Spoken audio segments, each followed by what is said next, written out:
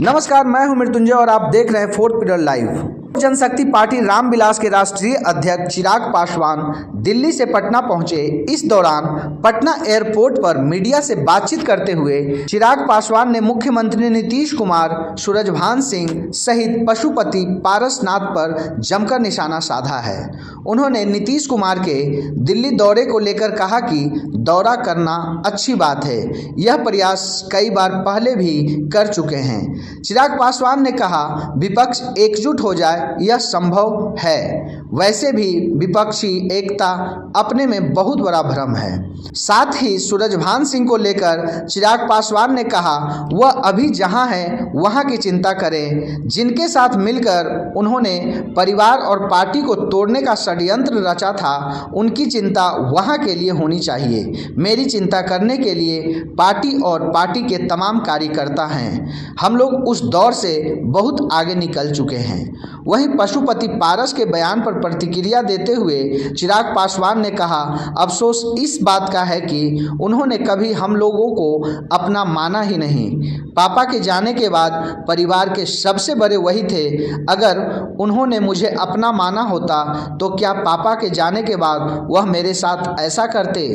देखिए मीडिया से बातचीत के दौरान क्या कुछ कह रहे हैं लोक जनशक्ति पार्टी रामविलास के राष्ट्रीय अध्यक्ष चिराग पासवान। लगातार महागठबंधन से आपको ऑफर मिल रहा है कि चिराग पासवान हमारे साथ आ जाए। भाई इस बात में शुरू से हमारा स्टैंड क्लियर रहा है कि गठबंधन चुनाव के वक्त ही तय किया जाएगा।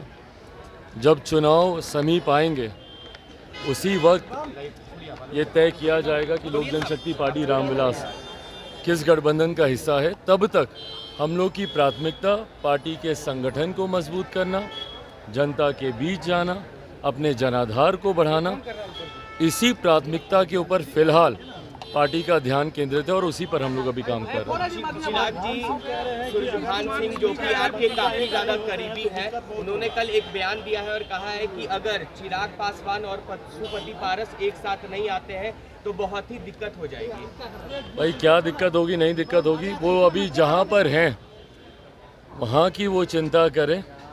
जिनके साथ वो हैं, जिनके साथ मिलकर उन्होंने परिवार पार्टी को तोड़ने का षड्यंत्र रचा, उनकी चिंता वहाँ के लिए होनी चाहिए।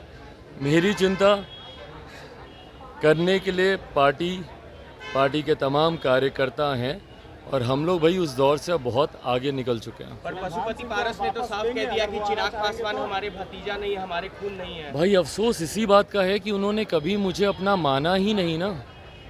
दिक्कत तो इसी बात की थी। पापा के जाने के बाद परिवार के सबसे बड़े वही थे। ईमानदारी से मुझे बताइए, अगर उन्होंने मुझे अपना माना होता, अगर उन्होंने मुझे अपना बेटा माना होता, भतीजा माना होता, तो क्या पापा के जाने के बाद वो मेरे साथ ऐसा करते? अगर मैं उनका अपना बेटा होता तो क्या वो ऐसा करते? भाई अगर कहीं पे कोई कठिनाई थी, बैठते ना, समझाते, बात करते। पर इस तरीके से, जिस तरीके से पार्टी को तोड़ा गया, परिवार को तोड़ा गया, दुख तो इसी बात का है कि उन्होंने कभी मुझे अपना माना ही नहीं। आज पापा के जाने के बाद जिन परिस्थितियों में उन्होंने मुझे धकेल दिया, अगर वो मुझे अपना मानते तो संभवतः शायद वो कभी ऐसा करते नहीं। बट बहरहाल अब इन सब चीज़ों से बहुत आगे मैं निकल चुका हूँ, मेरी पार्टी निकल चुकी है। पर बार बार इन्हीं बातों को कहते रहना, इसका कारण मेरी समझ के परे है कि क्यों इन्हीं बातों को बार बार दोहराया जाता है। भाई आप अपनी पार्टी के कार्यों में लगिए, आप अपने मंत्रालय के कार्यों में लगिए। बार बार मेरे नाम को लेकर मुझे इस तरीके से बेइज्जत करना, बार बार मेरे ऊपर इस तरीके की बातें करना, मैंने आज तक पिछले 2 सालों में आप देख लीजिए, ना मैंने उनके बारे में कभी कुछ कहा, ना कभी कुछ बोला। पर उन्होंने हमेशा समय समय पर रहकर जिस तरीके से मुझे अपमानित करने का, मेरे परिवार के बारे में बातें करने का, भाई आज की तारीख में एक बड़ी जिम्मेदारी है केंद्रीय मंत्री के तौर पर आपके पास। उन जिम्मेदारियों को आप निभाइए। एक सांसद के तौर पर आपके पास एक बड़ी जिम्मेदारी है, एक पार्टी के अध्यक्ष के तौर पर आपके पास एक बड़ी जिम्मेदारी है, पर बार बार मेरे बारे में बातें करना, मेरे परिवार के बारे में बोलना और ये कहना कि भाई हम खून नहीं है। कैसे खून नहीं है भाई? आप नहीं मानिए अलग बात है, आप नहीं मानिए अलग बात है, पर एक परिवार का हिस्सा होने के बाद ये कहना कि वो मेरा खून नहीं है, हमारे खून में फ़र्क है। भाई आप मेरे पिता के भाई हैं ना, उसको तो कोई नहीं झुटला सकता। आप मुझे अपना भतीजा माने नहीं माने, पर आप मेरे पिता आदरणीय रामविलास पासवान जी के भाई हैं और इस तरीके से कहना कि वो मेरा खून नहीं है, मैं उसे अपना भतीजा नहीं मानता, गलत है। पर ठीक है, उनकी नीतीश सोच कुमार है। एक बार फिर से दिल्ली गए हैं और विपक्ष के तमाम बड़े नेताओं से मुलाकात भी करेंगे।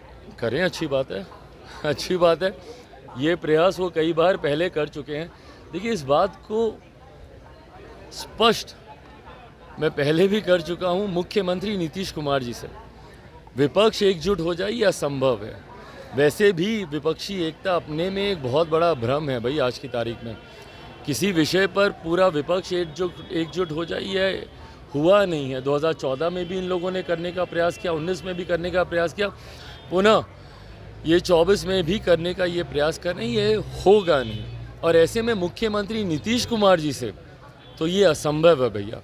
हम बार बार कह चुके हैं कि कई ऐसे वरिष्ठ बड़े नेता हैं विपक्ष में जिनकी पार्टी बड़ी है, जिनका दल बड़ा है, ऐसे में कोई 40 विधायक वाले को अपना नेता माने, ये होगा नहीं। और दूसरा, किस मॉडल के साथ वो जा रहे हैं? बिहार में आज की तारीख में जो परिस्थिति है, जलते हुए बिहार को छोड़कर अपने प्रधानमंत्री बनने के ख्वाब को वो पूरा करने गए। उनके पास इतनी फुर्सत नहीं है कि बगल में भाई शास्त्री नगर है, वहाँ पे चले जाएं। वहाँ पे लोग किस बदहाली में जी रहे हैं उनको देखने की फुर्सत मुख्यमंत्री नीतीश कुमार जी के पास नहीं है। पर अपने प्रधानमंत्री बनने के सपने को पूरा करने के लिए यहाँ पर लोगों को जलता हुआ छोड़कर वो दिल्ली भागे गए। तो ये प्राथमिकता इनकी दर्शाती है। ये दर्शाता है कि मुख्यमंत्री नीतीश कुमार जी के सामने उनकी व्यक्तिगत महत्वाकांक्षाओं के अलावा बिहार या बिहारियों की उम्मीद पर खड़ा उतरना कोई मायने नहीं रखता।